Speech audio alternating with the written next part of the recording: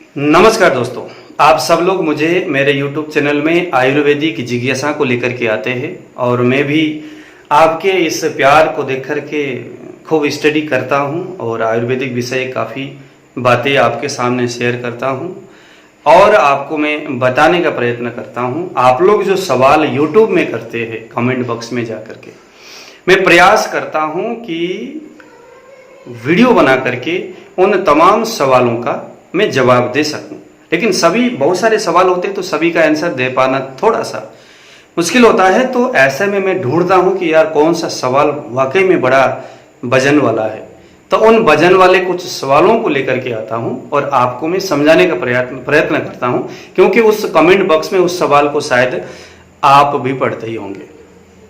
एक बहन जी का सवाल, चूंकि उन्होंने मुझे फ़ोन करके भी ये सवाल किया था कि सर मुझे एपिलेप्सी है और मेरे जो बच्चे हैं उनमें ये वंशानुगत जेनेटिक के थ्रू आगे मेरे ब्लड के माध्यम से न चले जाए, क्या वो भी एपिलेप्सी से ग्रसित होंगे? क्या वो भी मेरे जैसे ही हमेशा मानसिक और शारीरिक रूप से ग्रसित होंगे, संघर्ष करेंगे अपने शरीर से?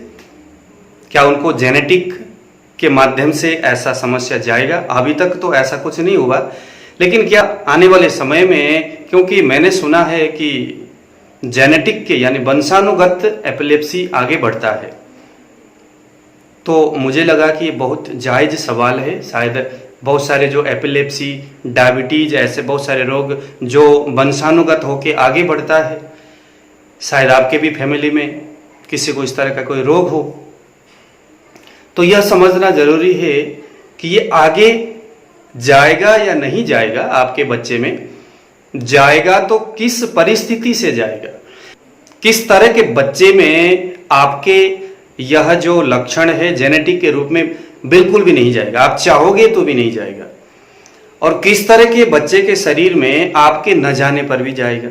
और दूसरी जो है, इसका इलाज क्या होगा? अगर बाय द वे मान लो पता चला ही गया तो इलाज क्या होगा? तो आइए जरा इसी सवाल का जवाब आयुर्वेद के धर्म ग्रंथों में टटोलने का प्रयत्न करते हैं।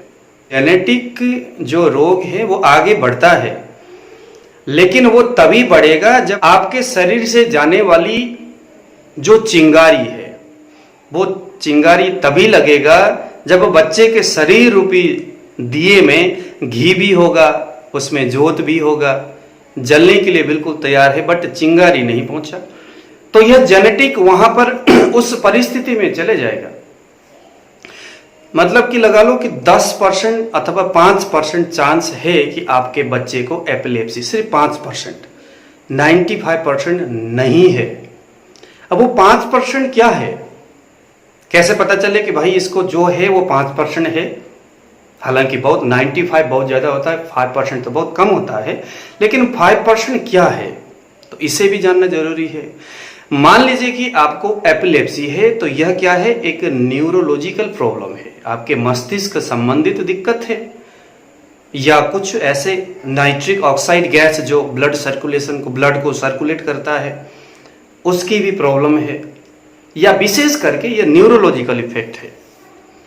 तो आपके बच्चा अब ये जो न्यूरोलॉजिकल जो प्रॉब्लम है ये वायु जनित समस्या है।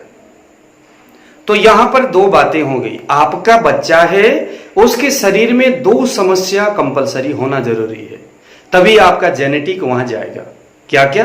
पहले तो उसके शरीर वायु से संबंधित होनी चाहिए। दूसरा, उसके शरीर में न्यूरोलॉजिकल प्रॉब्लम होने की संभावना होनी चाहिए।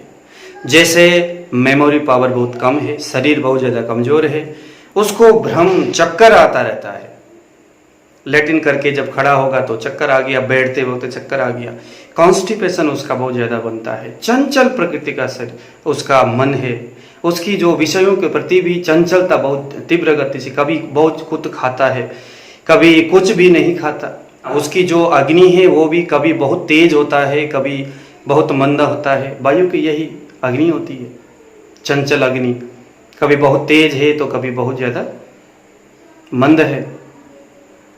इसके साथ साथ उसकी जो स्वभाव है उसमें भी चंचलता नजर आनी चाहिए।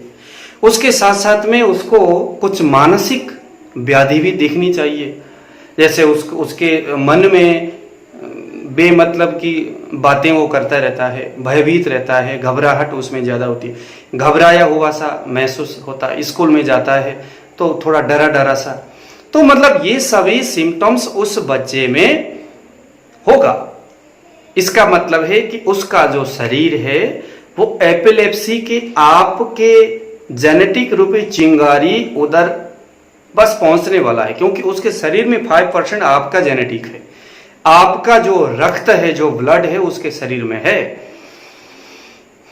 लेकिन अब उसके खुद के दूषित व्यवहारों से, दूषित व्यवहार यानी वायु को बढ़ाने वाली व्यवहारों से, जब वायु बढ़ेगा तो कोष्ठबद्धता, कब्ज आती होंगे, उसका है ना, रात में नींद ना आना, जब नींद नहीं आएगा तो मन थोड़ा व्यथित होगा, उसकी बुद्धि भी थोड़ा सा विकृत अवस्था में जाएगा। तो इन सभी गतियों से एक चीज बिगड़ेगा, वो दूसरी चीज को बिगाड़ेगा शरीर में, दो बिगड़ करके फिर तीसरे को बिगाड़ेगा, 3-4 चीज बिगड़ने के बाद फिर जो सबसे मजबूत पक्ष है शरीर का उसे भी वो बिगाड़ देंगे।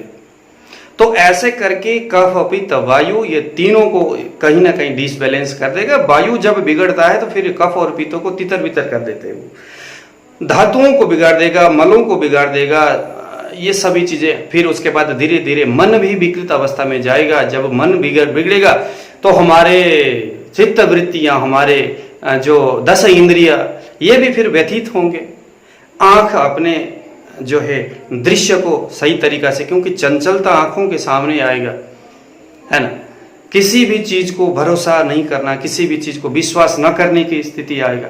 न तो उसे गुरुद्वारे से लेना देना, न तो उसे मंदिर से कोई मतलब है, क्योंकि चंचल प्रकृति मन में बहुत ज्यादा। एक जगह बैठा है, अपने पैर को ऐसे करके हिलाता रहता है, ये बढ़ते वायु का लक्षण है। उसको अगर हम कोई बुक्स पकड़ाएंगे तो वो पुस्तक को आगे से नहीं बल्कि पीछे से देखेगा। देखो चंचलता इतनी भरी होती है उसमें। तो इस तरह के शरीर अगर आपके बच्चे में है तो समझ लो कि चिंगारी वहां जाकर के दिए में लगने वाली है, दीपक में। इसको एपिलेप्सी कभी भी पकड़ सकता है, क्योंकि इससे अब धीरे धीरे न्यूरोलॉजिकल प्रॉब्लम आपके उस बच्चे में बनेंगे।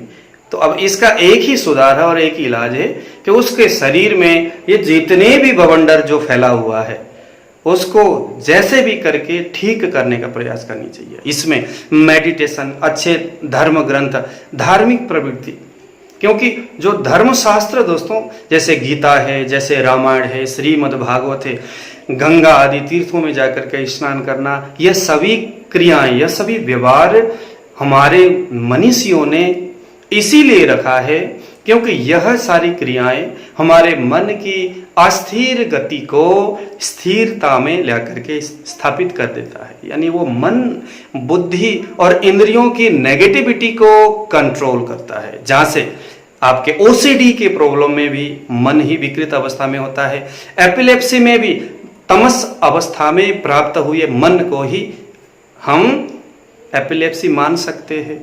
तो सबसे पहले तो उसके दिनचर्या और उसके आचरण को सुधारना हमें बहुत जरूरी है। फिर उसके बाद धीरे धीरे 10 इंद्रिय जब संतुष्ट होंगे सात्विक व्यवहारों से, भाई उस बच्चे को मंदिर लेके जाओ, घंटी का आवाज, शंख का आवाज, धूप बत्ती की खुशबू, सकारात्मक ऊर्जाएं उसके शरीर में खूब आएंगे तो 10 इंद्रिय उसका धीरे धीरे समन होगा। शरीर के अंदर इंद्रियों के माध्यम से मन में तामसिकता नहीं, राजसिकता नहीं, बल्कि सात्विकता आएगा। यह चीजें समझने के लिए बहुत कठिन है लेकिन बहुत कंपलसरी है। इसीलिए हमारे यहाँ पर बहुत ज्यादा धर्म ग्रंथों की बातें, बहुत ज्यादा तीर्थ और पुण्य भक्ति भाव और सांस्कृतिक व्यवहारों की बातें।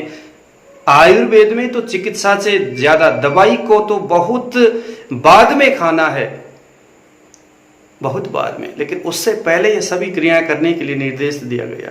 सबसे पहले अगर आपका मन संतुष्ट हो गया तो आपके शरीर में बड़ा भयानक रोग भी वो बहुत जल्दी शमन हो जाता है, ऐसा बताया गया है। तो उस बच्चे के शरीर में यह जो विलक्षण जो नेगेटिविटी जो आया है उसको हमने सबसे पहले उसके मन से शुरू करना, शरीर से नहीं, कोई दवाई खिला करके नहीं, क्योंकि यह जो बिगड़ा है उसके अंदर जो चंचलतापन है वो किसी खाए हुए खाना से नहीं बल्कि इंद्रिय और मन की दूषित व्यवहारों से हुआ है।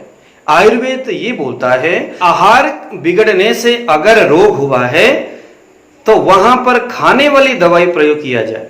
अगर बिहार जैसे रात्रि जागरण ज्यादा होने से वायु बढ़ा है तो दिवा स्वप्न ही इसका सबसे बढ़िया इलाज है। रात में जगने से अगर आपको कोई वायु जनित विकार हुआ है, क्योंकि रात में रात्रि जागरण वायु को बढ़ाता है, इसके लिए आपको कोई दशमूला अरिष्ट या कोई इस तरह के दवाई काम नहीं करेगा। यहां दिवा स्वप्न इसका इलाज बताया है। तो जिस वजह से आपको रोग हुआ है उसके अपोजिट व्यवहार ही आपके लिए, यहां पर इस बच्चे के मन बिगड़ा हुआ है, विकृत तामस और राजस अवस्था में मन गया है, तो यहां हमें इसकी इलाज क्या होनी चाहिए? भक्ति, ध्यान, भावना। क्योंकि तामस मन को सात्विक करने के लिए दूसरा कोई साधन नहीं है। इसीलिए धर्मशास्त्र को तब से आज तक अग्रगण्य माना गया है ट्रीटमेंट के लिए। आध्यात्मिक ट्रीटमेंट है दोस्तों ये कोई कोई इस बात को समझता है। ये वही समझेगा जो वाकई में मन से ट्रीटमेंट देता है रोगी को और सुधारने का प्रयास करता है, सिर्फ दवाई के बलबूते में नहीं बल्कि कुछ आध्यात्मिक खोज भी करता है कोई, तो वही इस बात को समझेगा। तो इस तरह से आपके शरीर से जाने वाली जो जेनेटिक एपिलेप्सी है वो आगे न जाए, या उसके शरीर कैसा है आपको मैंने बताया, न जाए इसके लिए आपने कुछ ऐसे व्यवहार करना जिससे उसका मन और 10 इंद्रियों की जो नेगेटिव जो चित्त वृत्तियां है, जो दूषित वृत्तियां हैं, उसको सात्विकता में परिवर्तित किया जाए। उसके बाद शांत सात्विकताएं उसके मन में आएंगे तो शरीर भी धीरे धीरे उसकी जो वायु, जो बढ़ते हुए वायु साम्य अवस्था में आएगा। फिर उसके बाद कुछ चीजें खाने वाली दवाइयां हैं उसको वहां पर दिया जाता है, खिलाया जाता है। तो इसी तरह से उसका ट्रीटमेंट बड़े तरीका से, बड़े टेक्निकल तरीका से। तो ये मेडिसिन को यहाँ पर मैनेजमेंट करना भी बहुत बड़ा गेम होता है। सिर्फ खाने पीने वाली दवाइयों से ही रोगी ठीक हो ये कोई कंपलसरी नहीं होता।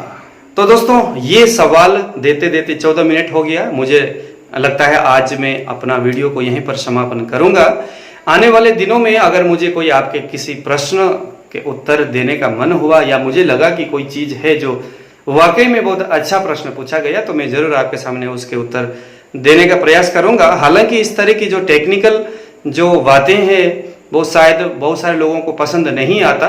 अच्छी बात है, या पता नहीं बुरा है या अच्छा है मैं नहीं जानता, लेकिन इतनी बात है कि आप आयुर्वेद को थोड़ा सा स्टडी करेंगे तो जरूर इस तरह की बातें आपको समझ में आएगा।